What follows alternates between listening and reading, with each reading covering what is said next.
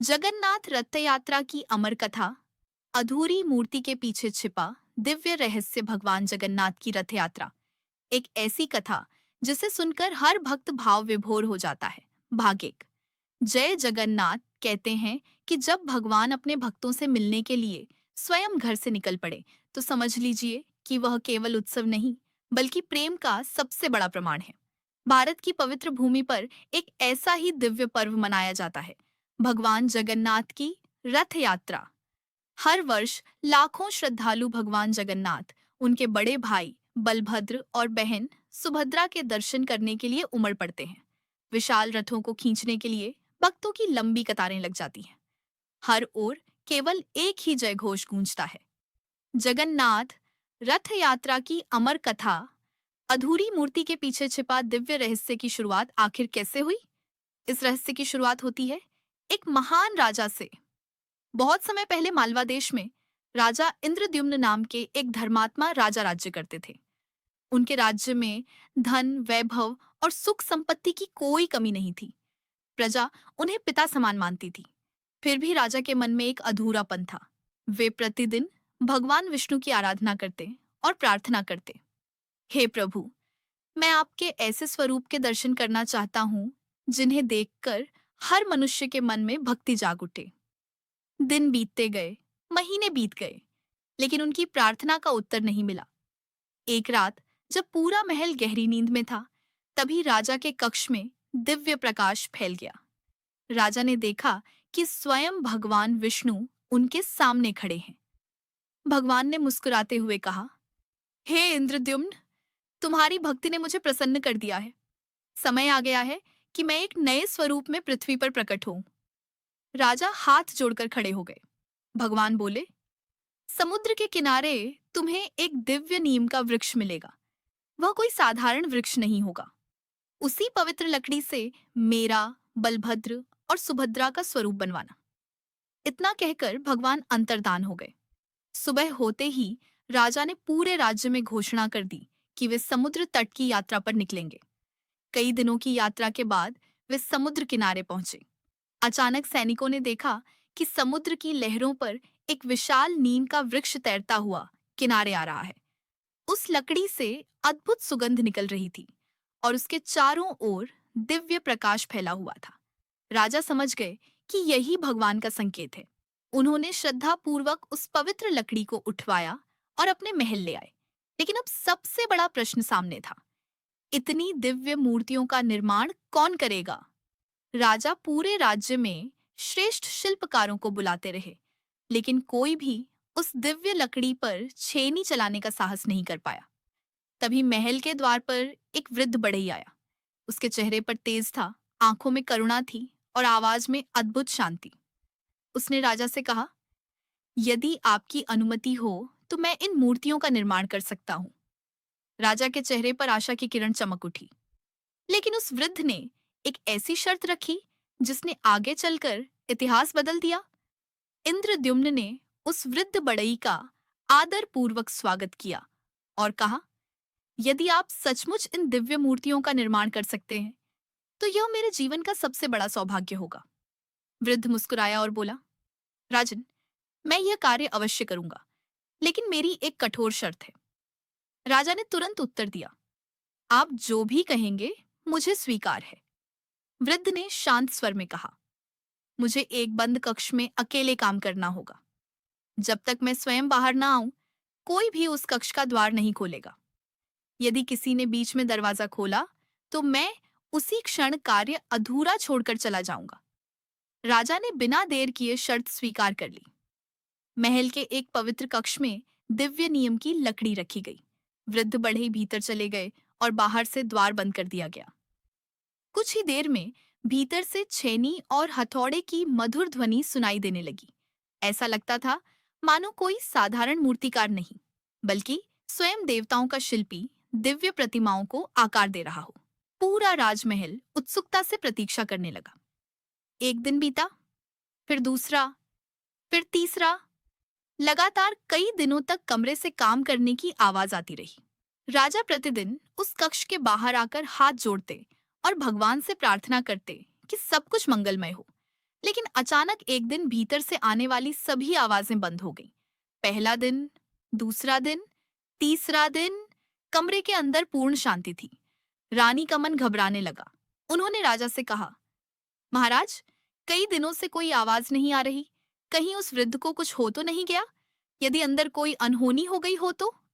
राजा ने स्वयं को समझाया, नहीं, हमें धैर्य रखना होगा। हमने वचन दिया है। लेकिन समय बीतता गया। अब मंत्री भी चिंतित हो उठे। सभी ने राजा से आग्रह किया कि द्वार खोल देना चाहिए। राजा का मन दो भागों में बंट गया। एक ओर भगवान को दिया गया वचन, दूसरी ओर एक वृद्ध की चिंता। अंततः चिंता ने धैर्य पर विजय पाली। राजा ने भारी मन से आदेश दिया, द्वार खोल दिया जाए।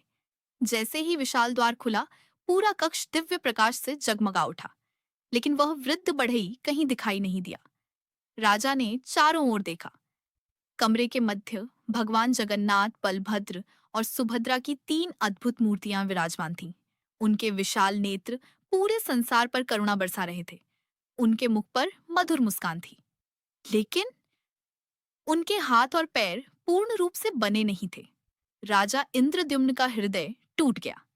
वे मूर्तियों के चरणों में गिर पड़े और रोते हुए बोले, प्रभु, मुझसे बहुत बड़ी भूल हो गई। यदि मैं कुछ दिन और प्रतीक्षा कर लेता तो आपकी प्रतिमा पूर्ण हो जाती।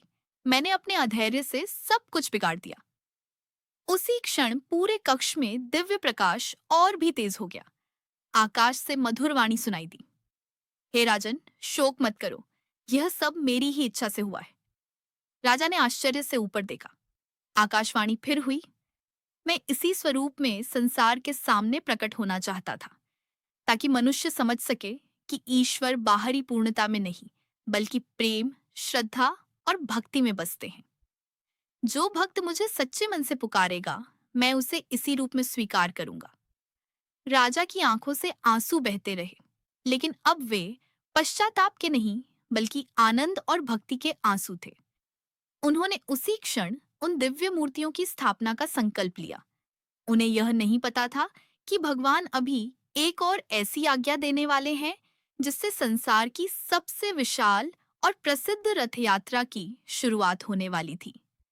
भगवान की दिव्य वाणी सुनने के बाद राजा इंद्रद्युम्न का हृदय भक्ति से भर गया।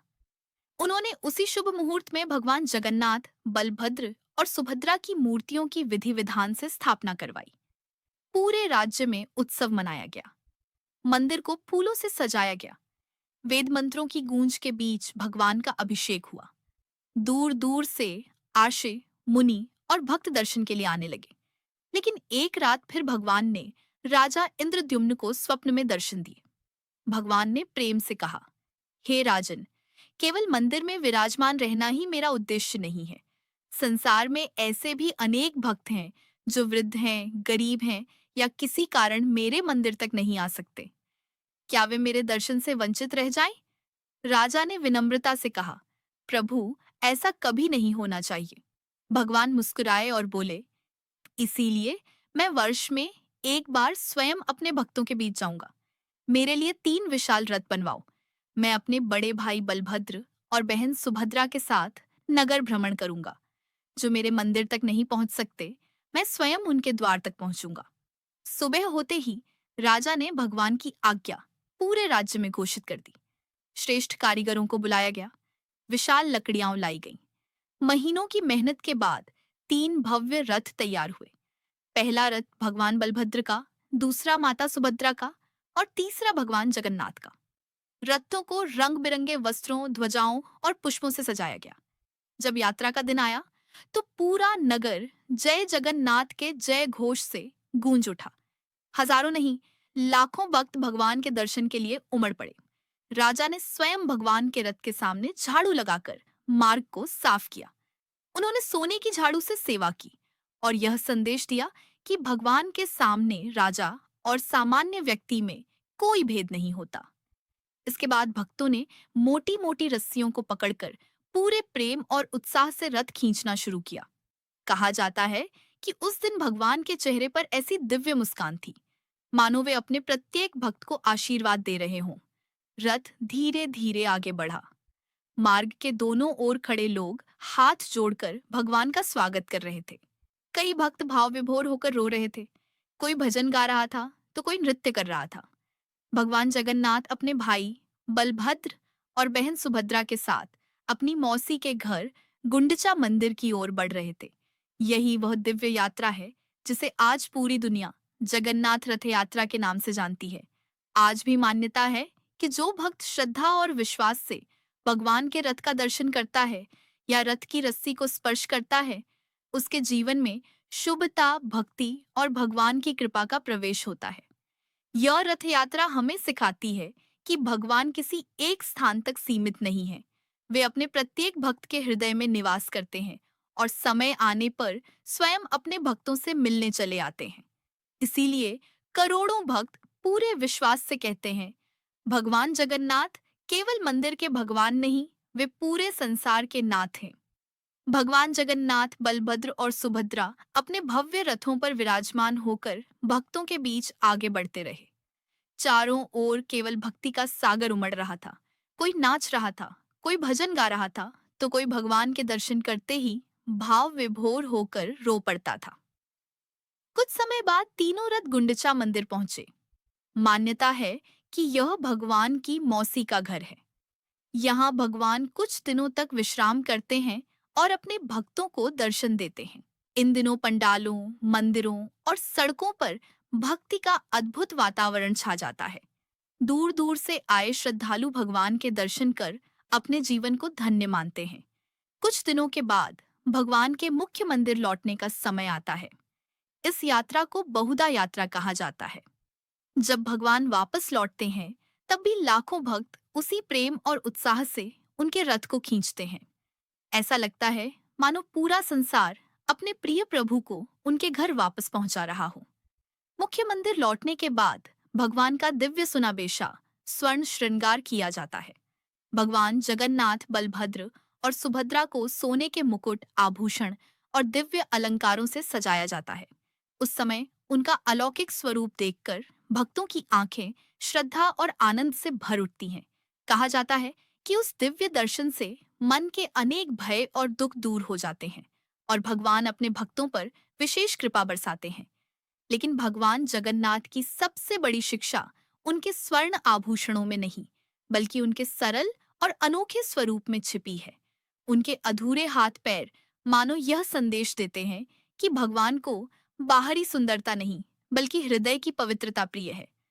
उनकी बड़ी बड़ी आंखें मानो हर पल अपने भक्तों पर कृपा बरसा रही हैं और उनकी रथ यात्रा हमें यह सिखाती है कि ईश्वर केवल मंदिरों में नहीं रहते। वे अपने हर उस भक्त के पास स्वयं पहुंचते हैं जो उन्हें सच्चे मन से पुकारता है। इसीलिए कहा जाता है, भगवान तक पहुंचने के लिए बड़े यज्ञ, धन या वैभव की आवश्यकता नहीं होती। सच्ची श्रद्धा, प्रेम और सेवा ही सबसे बड़ा मार्ग है। आइए इस पावन अवसर पर हम भी भगवान जगन्नाथ से प्रार्थना करें। हे प्रभु जगन्नाथ, जिस प्रकार आप हर वर्ष अपने भक्तों के बीच आते हैं, उसी प्रकार हमारे जीवन में भी प्रेम, भक्ति, धैर्य और सद्बुद्धि का प्रकाश भर दीजिए। हमारे परिवार को सुख, शांति और समृद्धि का आशीर्वाद दीजिए। हमें ऐसा जीवन दीजिए जिसमें हम सदैव सत्य, सेवा और धर्म के मार्ग पर चल सकें। जय जगन्नाथ।